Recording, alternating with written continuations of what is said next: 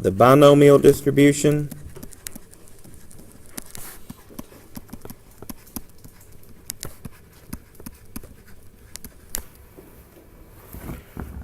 A binomial distribution is a random experiment which satisfies the following conditions. So we have two different conditions that have to be satisfied. There are only two outcomes in each trial of the experiment. Okay, so usually one would be a success and the other would be a failure.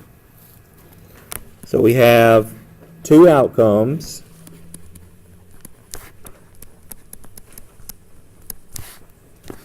So in general, we'll say one of those would be a success.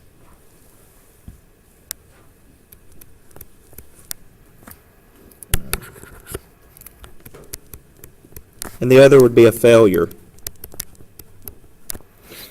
And it's kind of weird how we think of success and failure. Sometimes it can be a little morbid. You know, if it's success and failure, something like flipping a coin, you know, it'd be like, okay, I want to know the probability of getting exactly 3 heads out of 4 flips or something like that. That's one way. That's you know, that's kind of going along the same lines as what we've been thinking about. But what would success and failure be if I was looking at insurance claims, maybe life insurance? How do I win at life insurance? Well, if I don't die, then I never use my life insurance. So for me to win at life insurance, I have to die. So sometimes it can kind of take on that morbid tone, but not always. I just always think that's kind of funny that for me to win at life insurance, for me to benefit, my family to benefit from life insurance, I have to die. But or how do you benefit from car insurance when you have a wreck, right? Or you have to use your car insurance for something. So you can't always think of success as being something that makes you happy and that you like. I definitely want to fail at life insurance for as long as I can.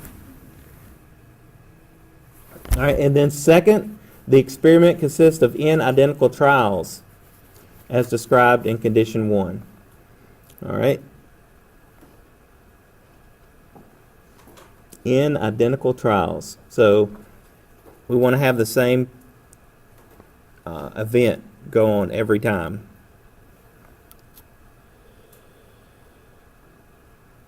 And I think I just said no, there's 2 outcomes. So that's 2 of the conditions.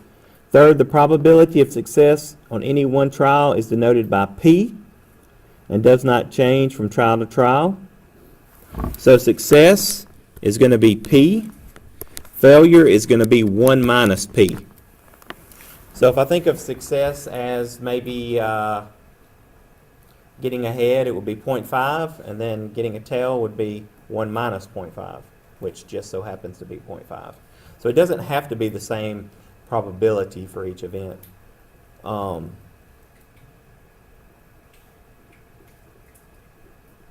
Sometimes if you take another statistics class, like maybe a graduate statistics class, if you're working on your master's, instead of using 1 minus P, they may use Q, because Q can stand for failure.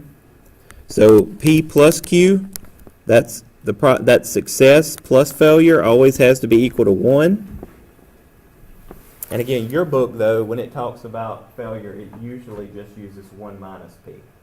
But if you ever read some other article or you use some other textbook, it's probably going to use Q, especially if it's more of a mathematical-based statistics.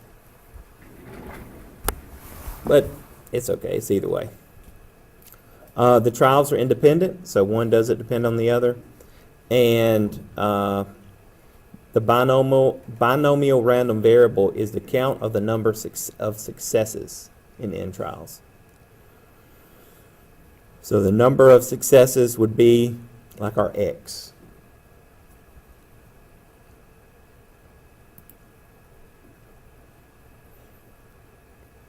All right, now I'm going to give you the formula for a binomial probability distribution.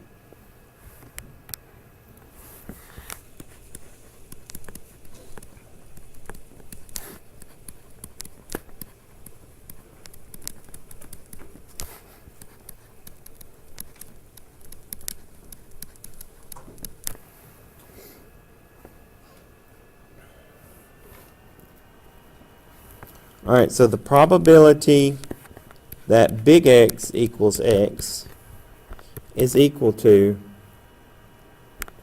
NCX.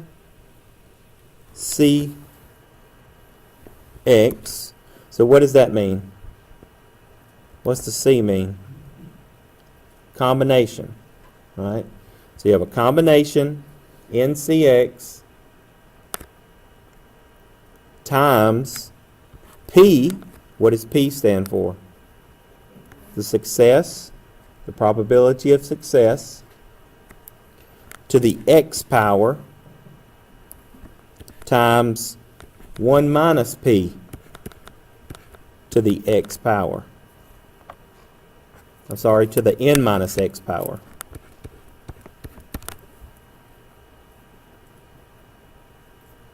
So what I usually do is I first find the combination, and then I'll say that answer times P to the X, and then say that answer times whatever 1 minus P is to the N minus X. Again, N is the number of trials,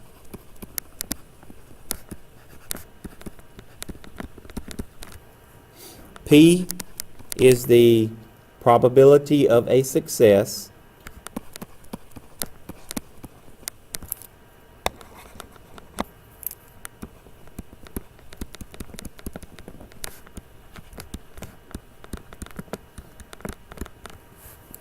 and X is the number of successes in N trials.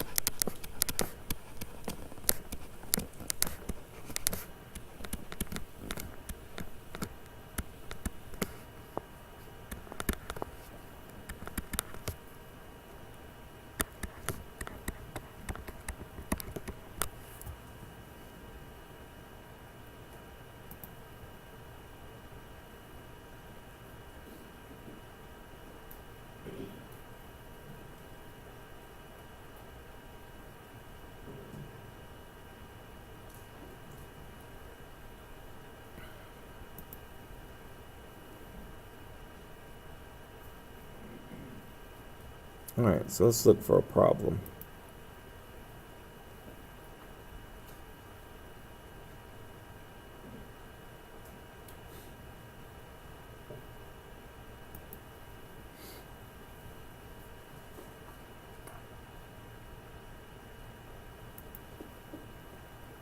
I'm still looking.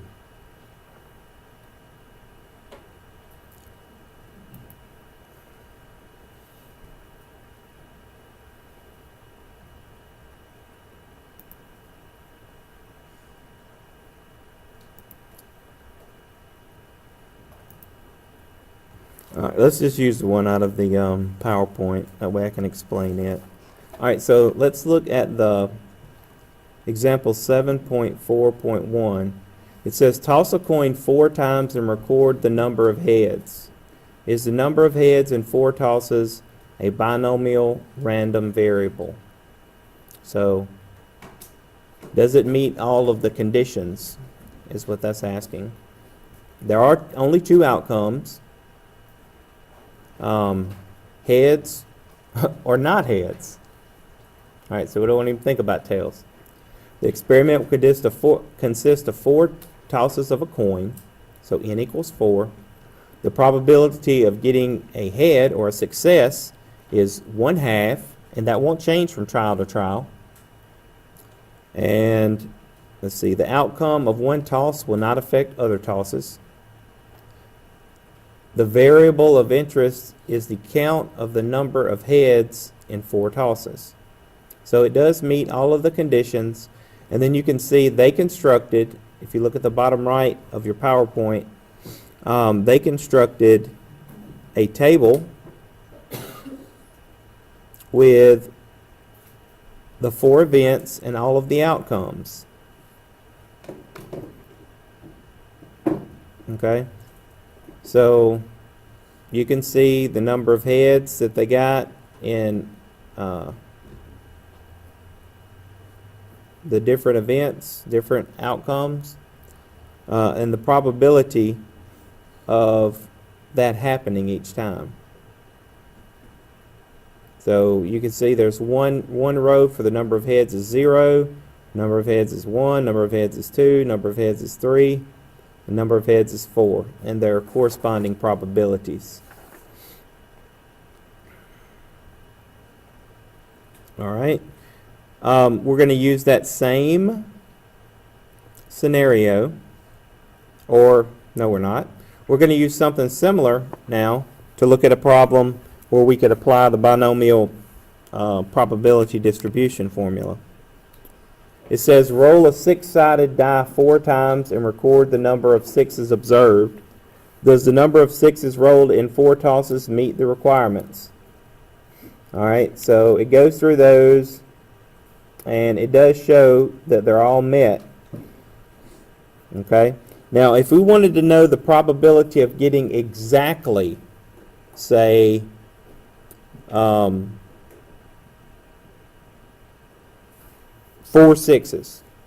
You think about it. If you roll a 6-sided die 4 times, what's the probability of getting 4 6s? That's going to be the problem we work out. So find the probability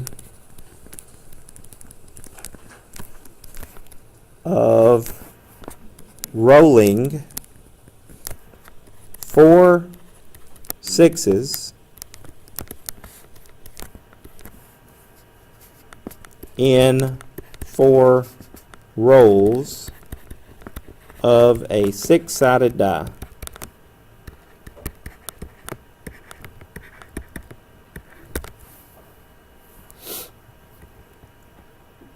All right, so how many rolls are we going to have? 4.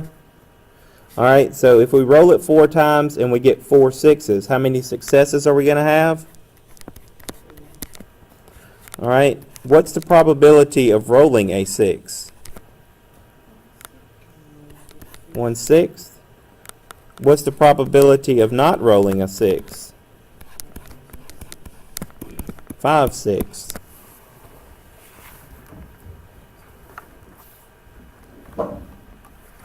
All right, so I can figure out the probability of rolling 4 6s by applying my binomial probability formula. All right, so I'm going to need to work out. Remember, it's NCX times P to the X times 1 minus P to the N minus X. So this will be 4C4 times 1/6 to the 4th power times 5/6 to the 4 minus 4 power, or 0 power. All right, so what is 4C4?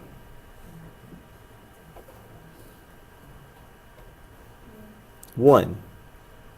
All right, you punch in your calculator, or you can work it out. It's 4 factorial divided by 4 minus 4 factorial times 4 factorial. And remember, we define 0 factorial as 1. The 4 factorials cancel out, and you get just 1. Times, what is 1/6 to the 4th power? I'm not 100% sure. I can bring up a calculator, though. I know it's going to be 1/6 to the 4th power. So that's 1/1296. And then what's 5/6 to the 0 power? Anything to the 0 power, any real number is going to be 1. So here's the probability. So 1 times, well, we're not even going to do the 1, so I'm just going to do 1 divided by 1296. Excuse me. So you can see that's very small. That was 0.000, because it was to the 4th times 10 to the negative 4. 7716. So 7716. So that would round maybe to 0.0008. So it'd be about 0.08%. So not even a tenth of 1% is a chance. Not going to happen very often. If you ever played Yahtzee or anything like that, you probably have tried to get multiple numbers of the same type. So you can see very, very small chance of getting 4 sixes in 4 rolls. All right, so if we go down to Chapter 7 on our formula sheet,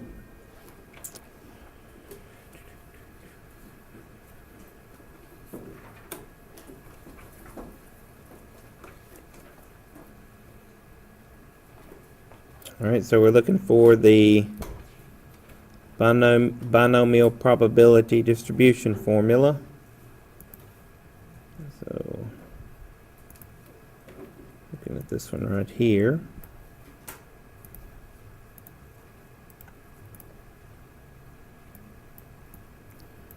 So remember, this is a combination here.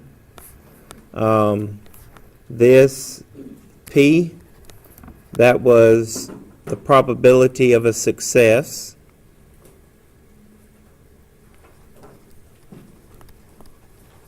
And then 1 minus P, remember I told you some books they call that Q, but you just simply say 1 minus the probability of success, so that would be like the probability of failure. Alright, and then we have these powers here.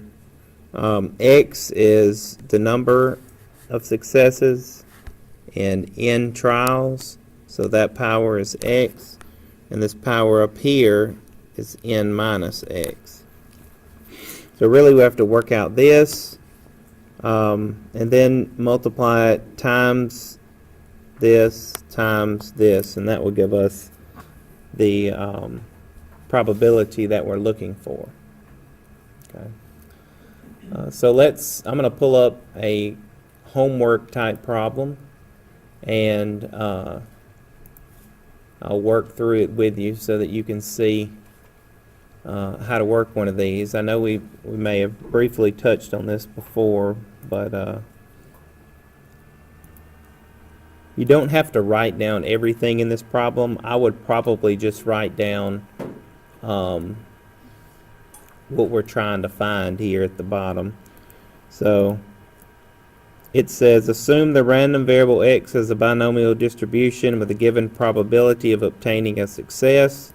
Find the following probability given the number of trials and the probability of obtaining a success. So here's what we're trying to figure out. The probability that x is greater than or equal to 4.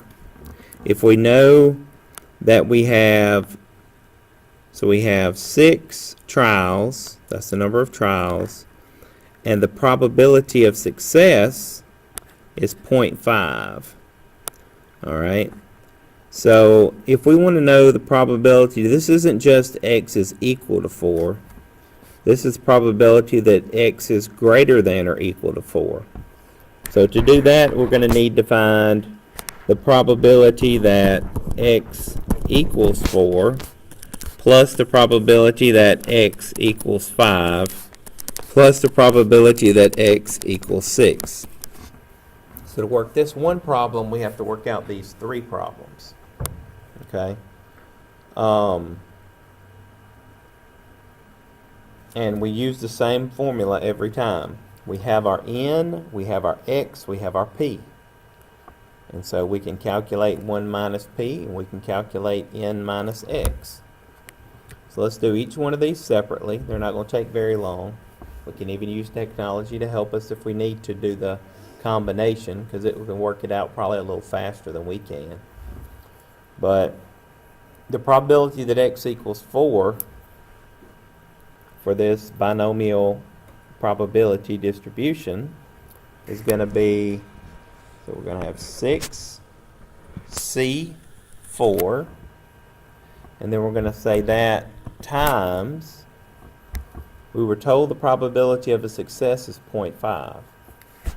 So it's going to be 0.5 to the x power, and we know that x equals 4 for the first problem. All right, and then we have 1 minus 0.5. What's 1 minus 0.5? Just 0.5, right? So it's going to be 0.5 to the n minus x power. So 6 minus 4 power, or second power. Okay. Now, if I work this out now and I write the answer down, I'm probably going to take it out several decimal places, because, you know, depending on how they want me to write my answer, usually we'll round to 2 or 3 places. So I'm going to take it out to 4 or 5 places. So the first thing we need to figure out is 6C4. Again, your calculators, even the little scientific calculators, will do that pretty fast.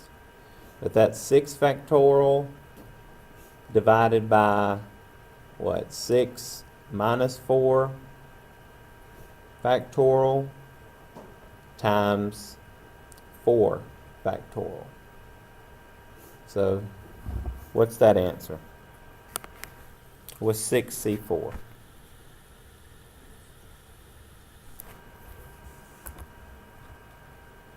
Everybody at once. So I had 6 factorial divided by 6 minus 4 is 2 factorial, and then divide by that by 4 factorial, 15. All right, times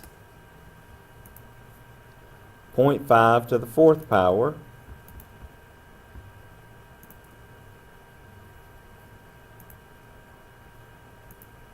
all right, that's 0.0625.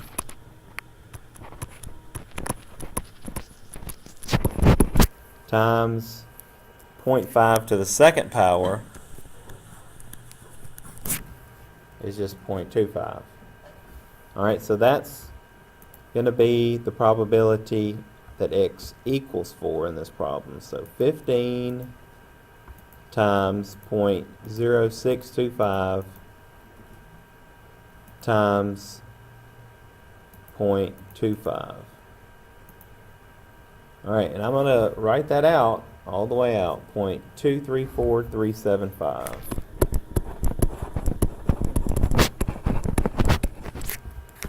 Plus, now I'm going to do the probability x equals 5. So it's just going to change just a little bit. My x, instead of 4, will be 5. So this will be 6C5 times 0.5 to the x power, so it's going to be to the 5th power, times 1 minus 0.5 is still 0.5 to the n minus x power. So 5 minus 4 power to the 1st power. All right, 6C5 is 6 factorial divided by 1 factorial divided by 5 factorial. Wait, that was wrong. Can't be right. So 6 factorial. I say it can't be right. It could be right. But. So divided by 6 minus 5 is 1 factorial divided by 5 factorial. Okay, 6. I punched something in wrong. Okay. So, we got 6 times 0.5 to the 5th power, 0.03125, times 0.5 to the 1st power is 0.5. So let's type that in the calculator. It's going to say this times 6 times 0.5, at 0.09375.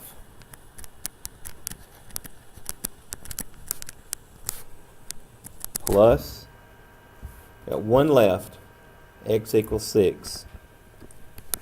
All right, so this is 6c6 times 0.5 to the 6th power times 0.5 to the what? 0 power, right? N minus x is 0. Anything to the 0 power is 1. Okay? 6c6 is what? Just 1. So the only thing I have to do in the calculator is 0.5 raised to the 6th power. 0.015625.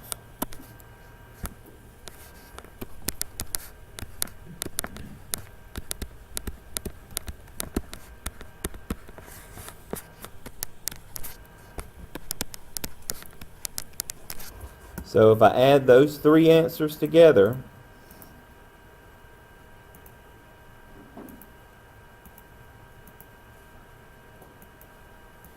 I'll have my answer.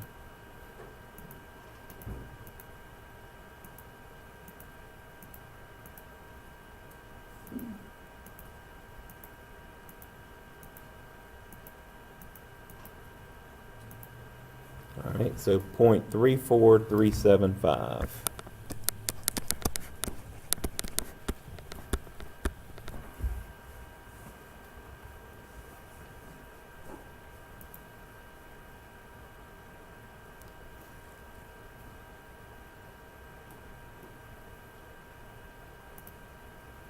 All right, it's not too bad. It's just all those small calculations that we have to do. All right, here's a word problem, one that we would have to figure out more of the stuff. And so you'll have something like this in your homework. You don't have to copy it down. Again, you'll see this again in your homework. The main thing I would copy down is when we figure out what exactly the problem is, when we apply the formula, or what we're trying to figure out, all the parts. But if you want to write it down, feel free.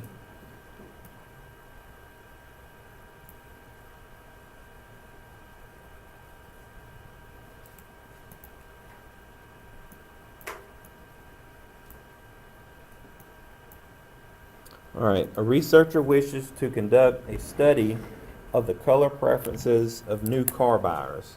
Suppose that 40% of this population prefers the color blue. If 12 buyers are randomly selected, what is the probability that exactly 9 buyers would prefer blue?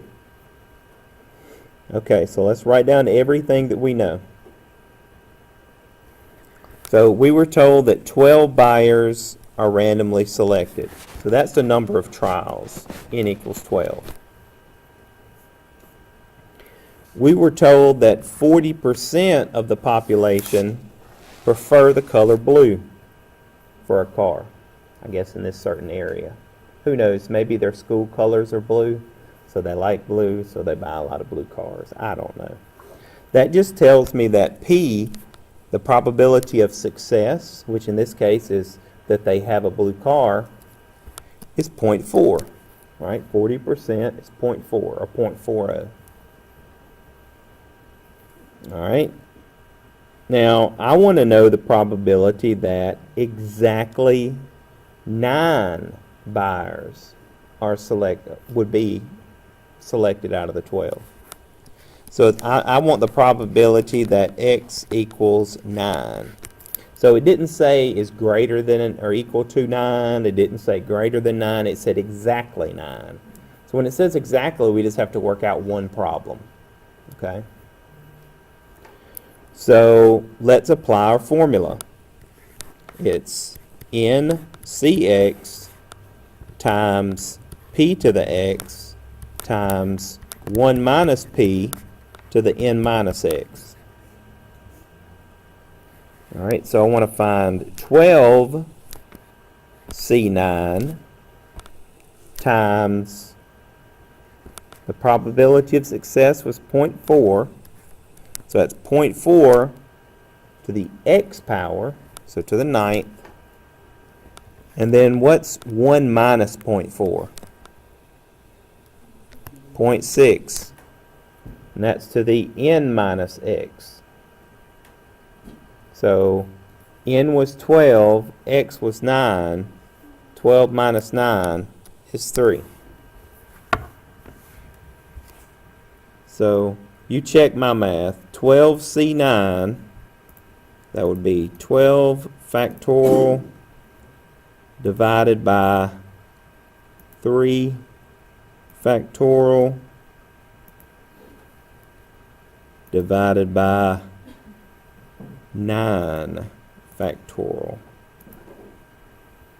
When you did that in your calculator, did you get 220? All right, I'll just assume I'm correct. Hopefully, yes.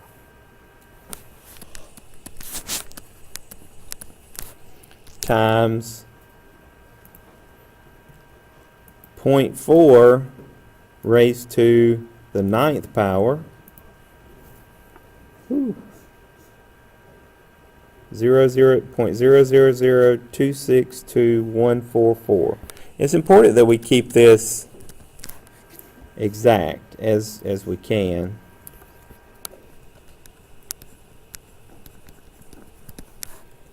Times 0.6 raised to the 3rd power. 0.216. All right. So we want to multiply those 3 together.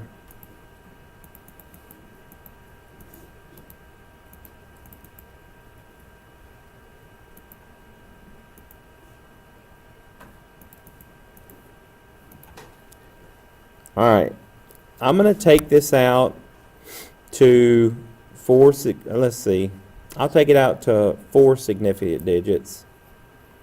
So 1, 2, 3, 4, or I'll round to 4 places. How about that? So that'll be 0.0125.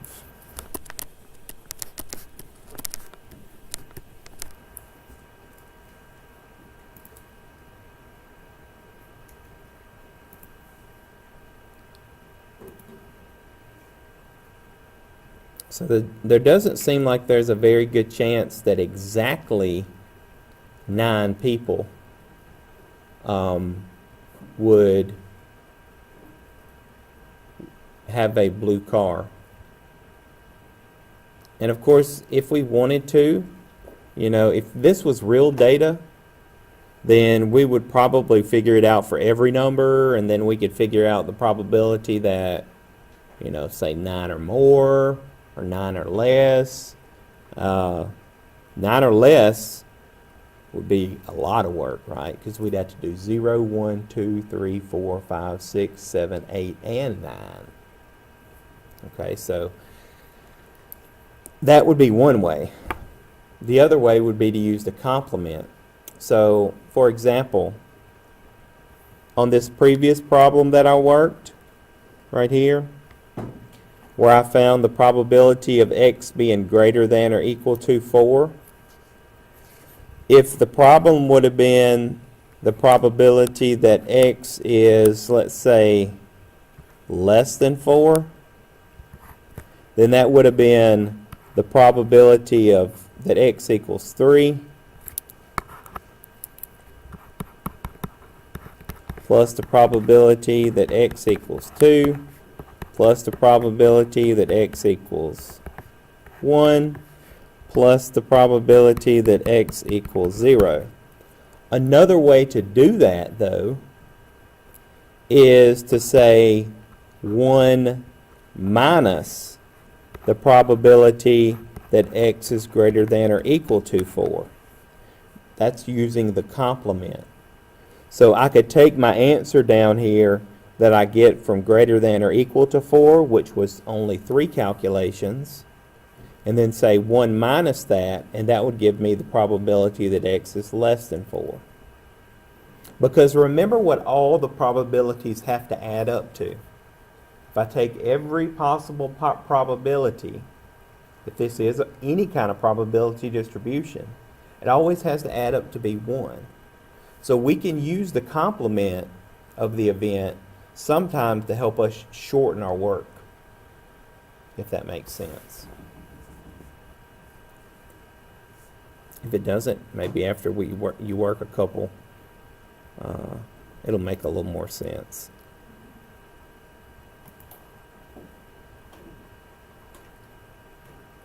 Let me see if I can find one where using the complement would be faster. Because sometimes that's what we want. We want to be able to find the answer as fast as possible, right?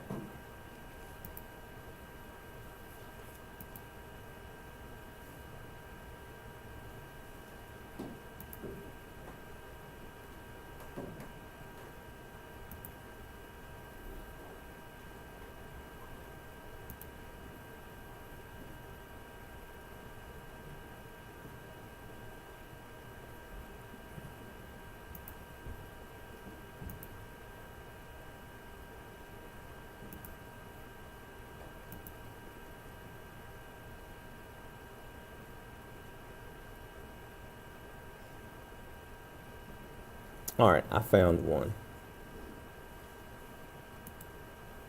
So this is a problem where using the complement, now do you have to use the complement? No. But using the complement will help you work the problem out faster. So I'm not going to worry about the word problem part. This is the problem that we're looking for, and you're given these values.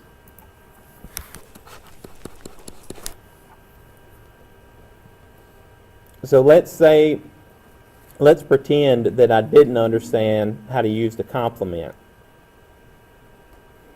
Then, if I didn't understand how to use the complement, to find the probability that x is less than 3, I would have to say, okay, the probability that x, and you don't have to write this first part down, but you can, it may help you. That would be equal to the probability that x is equal to 2. I'm going to change one thing on this problem. Y'all bear with me for a second. I'm going to change this to the probability that x is less than, I'm going to change one thing. How about 4? I'm going to change that to a 4. So we'll change this to a 4. Alright, so if I wanted to know the probability that x is less than 4, and this is a binomial probability distribution problem, that would be the probability that x is equal to 3 plus the probability that x is equal to 2 plus the probability that x is equal to 1 plus the probability that x is equal to 0. Another way to think of this problem, though, is for me to figure out 1 minus the probability that x is greater than or equal to 4. Greater than or equal to is the opposite of less than. The way that I would figure that out is I would say 1 minus the probability that x is equal to 4 plus the probability that x is equal to 5. Since I only have 5 trials, I can't do any more. That's as far as I would go. All right, so what would be easier, using our formula 4 times and adding those together, or using our formula twice and then subtracting that from 1? Of course, using it twice and subtracting it from 1 would be faster. All right.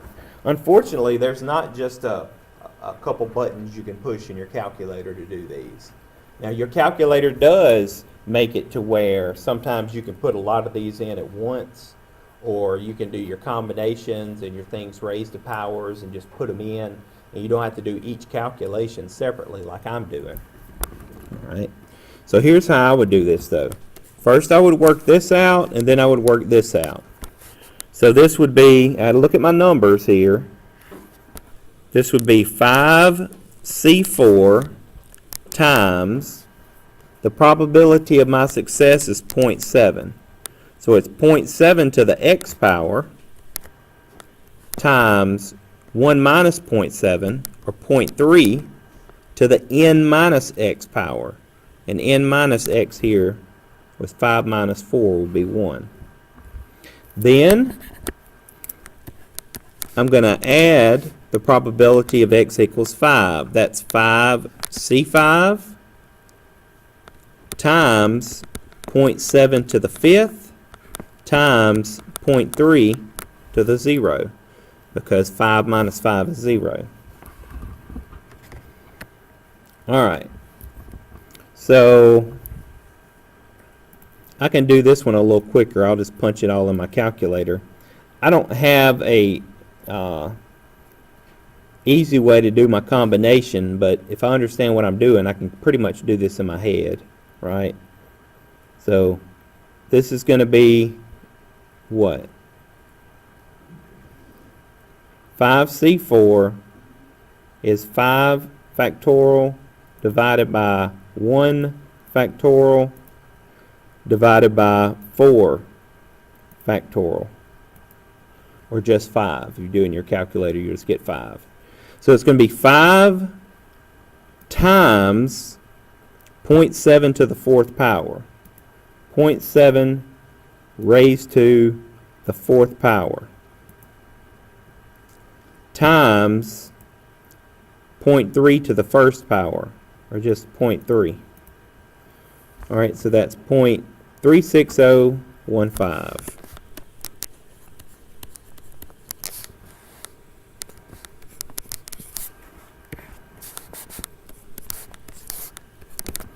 All right, so now I'm going to do the second part. 5C5.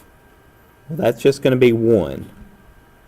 So that's 1 times 0.7 to the 5th power, and then 0.3 to the 0 power is 1. So I don't have to do anything there. So 0.16807.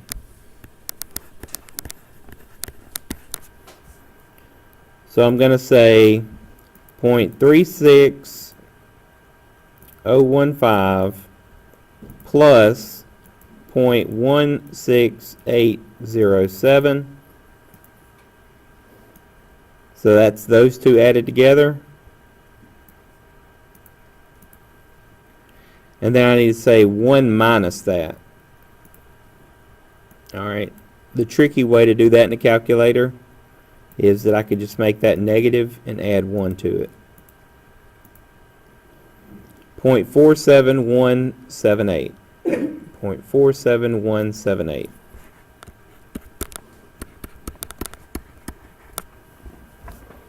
So sometimes using the complement will speed that up just a little bit.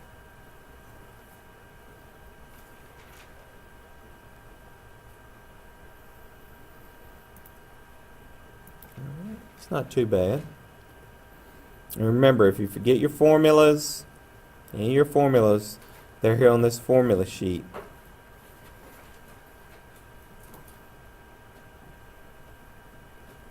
Now, finding the expected value is really easy. Not sure if we went over these formulas, but they're so easy that I can go over them really fast. They're probably the easiest standard deviation and variance formulas that we'll cover. All right.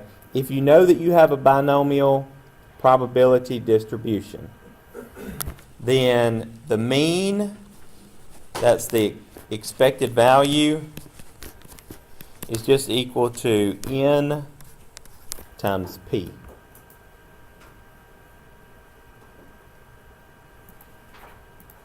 All right. So on any of those problems, if I wanted to know the mean on this previous problem, I would say n, that's 5 times p, 0.7. 5 times 0.7 is 3.5. That's the answer. Okay? If I want to find the variance,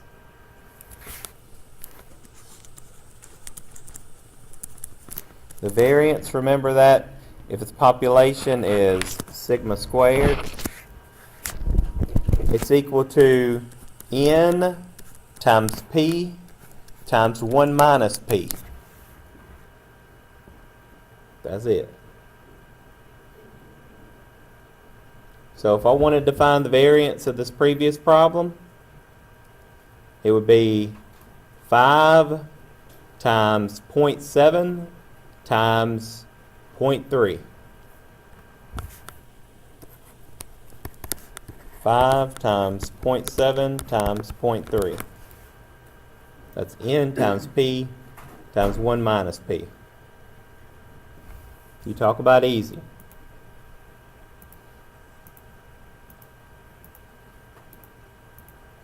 Now, is it easy to remember all these formulas? No, it's not. So that's why I let you use a formula sheet. Now, how do you think you find the standard deviation? You just take the square root of that. So the standard deviation, that's just sigma. That's the square root of n times p times 1 minus p. Or if I wanted to do that up here, it would be the square root of 1.05. Do that in a calculator. So I'll just say 1.025. It just depends on how many decimal places that your homework asks for.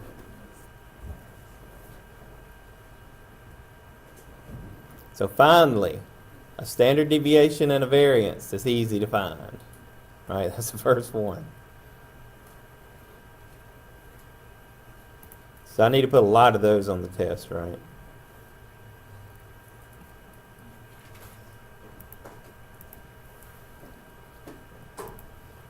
All right. So moving along.